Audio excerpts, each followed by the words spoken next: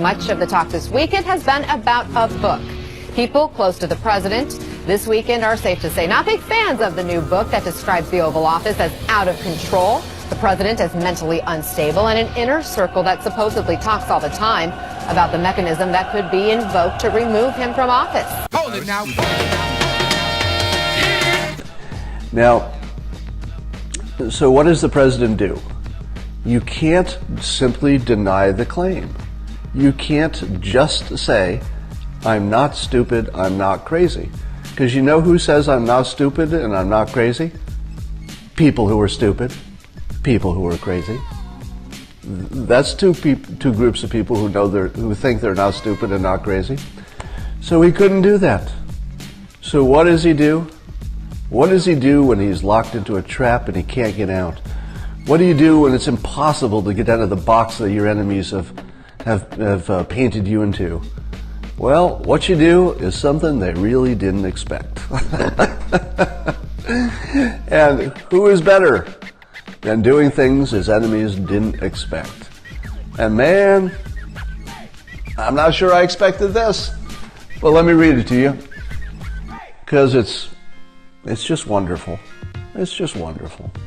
3 tweets. Number 1, from Donald J. Trump, POTUS VSG. Now that Russian collusion, after 1 year of intense study, has proven to be a total hoax on the American public, the Democrats and their lapdogs, the fake news mainstream media are taking out the old Ronald Reagan playbook and screaming mental stability and intelligence. And by the way, that is exactly what they're doing. This is the Ronald Reagan attack playbook. Tweet number 2, continuing, ... Actually, throughout my life, my 2 greatest assets have been mental stability and being, really smart. We'll get back to that. Crooked Hillary Clinton also played these cards very hard and, as everyone knows, went down in flames. I went from very successful businessman to top TV star to President of the United States on my first try. I think that would qualify as not smart, but genius, ... and a very stable genius at that.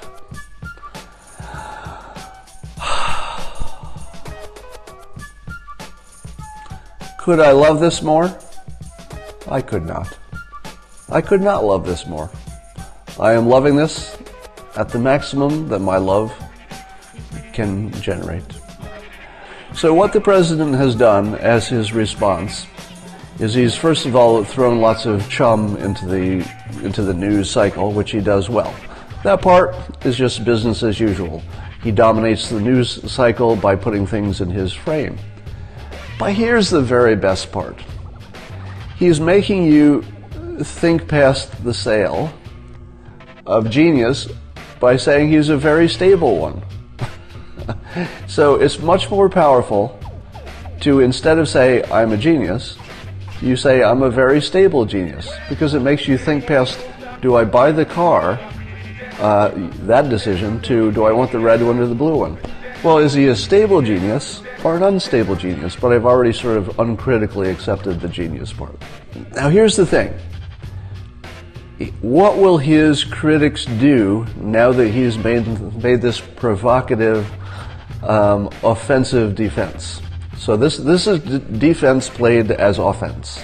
Right? This is pure offense, but it serves as defense to keep his critics, in his cycle.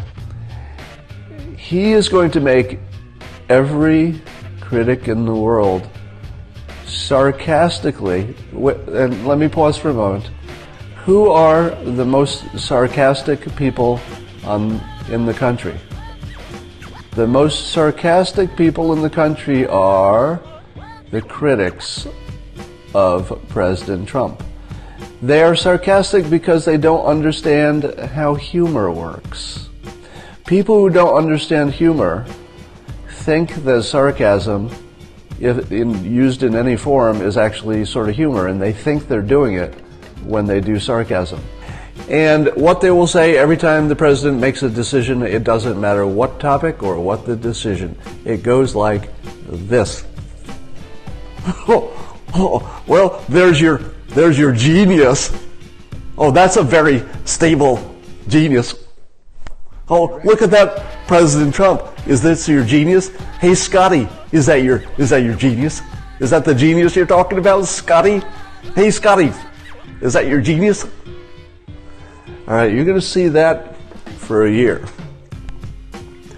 And every time they say it, they're going to use the president's name or refer to him or think about him, and they're going to use the word genius. Can they help themselves? No. That's the genius part. President Trump has been vigorously defending his mental health this weekend, declaring himself a stable genius in reaction to the bombshell book by Michael Wolff, Fire and Fury. He wrote, "Throughout my life, my two greatest assets have been mental stability and being, like, really smart." And he said that winning the presidency qualifies him as not smart, but genius, and a very stable genius at that. The president's people are acting as if this is a reality TV show, when this is about the future of our republic.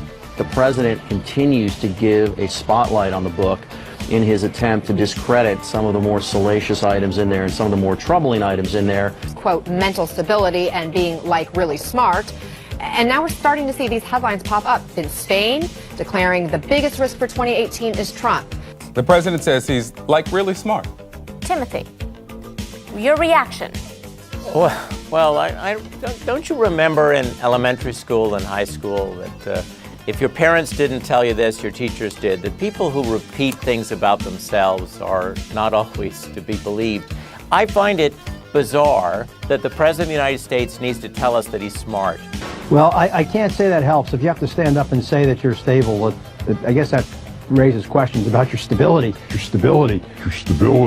This was not about someone who, some argued, was fundamentally unstable and incapable of holding the job. That's a different kind of conversation than we had with Ronald Reagan. And Ronald Reagan, even his opponents realized, brought a certain level of experience and command. The story that I've told seems to present this presidency in such a way that says he can't do his job, the emperor has no clothes, and suddenly everywhere people are going, oh my God, he has no clothes.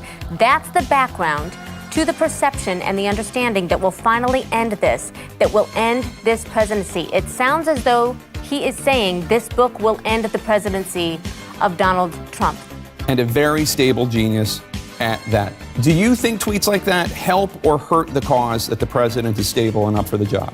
Not only do I think they help it, but I think in the toxic environment that you've created here in CNN and cable news, which is a real crisis of legitimacy for your network, and we saw it, of course, with the extremely fake news you reported about the Don Jr. and WikiLeaks story. There was a huge embarrassment for your network. Stephen. Just like the huge embarrassment you had when you got the Comey testimony wrong. Stephen, I'm trying to get to the issue of the president's fitness, which a lot of people are and I'm questioning. getting to the issue of your fitness, but the president's tweets absolutely reaffirmed the plain-spoken truth. A self-made billionaire revolutionized reality TV and tapped into something magical that's happening in the hearts of this country. The people that the president has an approval rating in the 30s. I don't know what magical you're talking about. Very stable genius, quote unquote. I am a very stable genius. I think that line is what will come out of this weekend. It's just extraordinary when you have a president who, is clearly suffering from what many psychiatrists have from a distance indicated is consistent with malignant narcissism. He said, throughout my life, my two greatest assets have been mental stability and being, like, really smart. Crooked Hillary Clinton also played these cards very hard, and as everyone knows, went down in flames. I went from very successful businessman to top TV star to president of the United States on my first try. I think that would qualify as not smart, but genius, and a very stable genius at that. So Jim, I'm sure this is not going to be the last we're going to hear about this today.